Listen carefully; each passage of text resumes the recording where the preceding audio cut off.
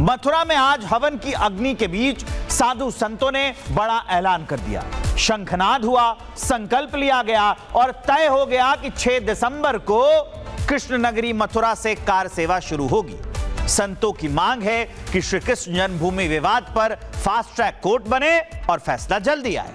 खास बात यह है कि कार सेवा के लिए चुनी गई तारीख का सीधा कनेक्शन 6 दिसंबर 1992 से है।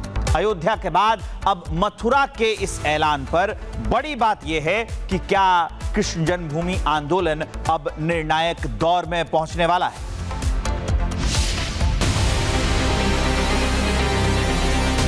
6 दिसंबर को मथुरा में कार सेवा की घोषणा की जाती है। मथुरा में रविवार की सुबह हवन की अग्नि धधक रही थी, मंत्रोच्चार हो रहा था और शंखनाद के बीच संतों के संकल्प गूंज रहे थे।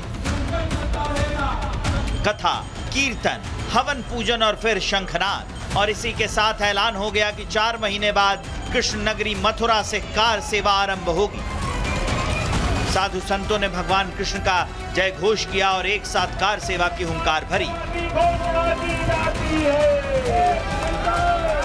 संतों ने सरकार से सीधी मांग की है कि कृष्ण जन्मभूमि विवाद के लिए फास्ट ट्रैक कोर्ट बनाई जाए, जिससे श्री कृष्ण जन्मस्थान और शाही मस्जिद ईदगाह को लेकर चल रहे विवाद में जल्द से जल्द फैसला आए।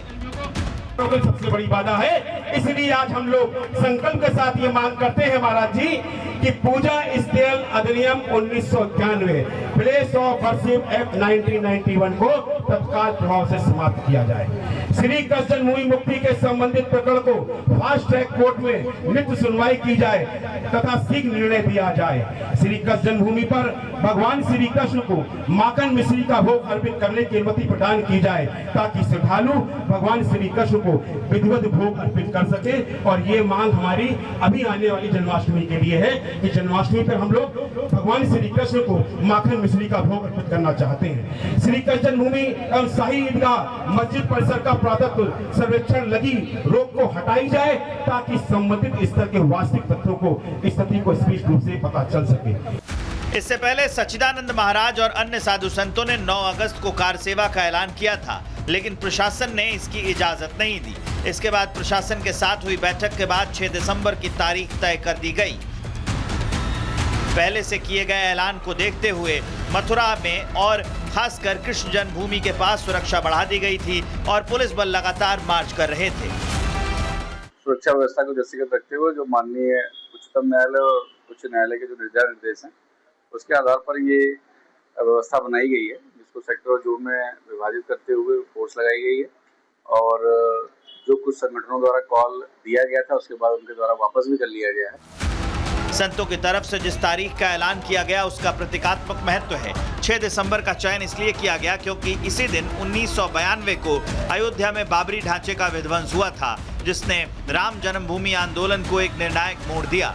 बहरहाल तारीख तय कर दी गई है और इसको लेकर साधु संतों का कहना है कि अयोध्या का संकल्प पूरा हो चुका है, अब मथुरा और काशी की बारी।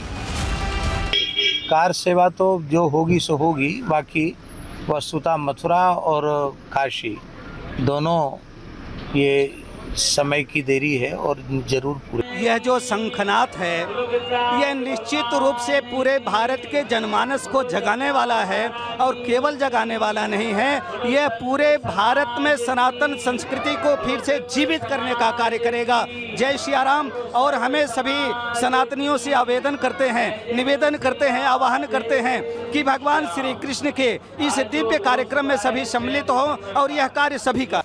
मथुरा से निकली ये आवाज अब कितनी दूर तक जाती है, ये आने वाला वक्त बताएगा। लेकिन इतना तय है, श्री कृष्ण जन्मभूमि का मुद्दा एक बार फिर सुर्खियों में है।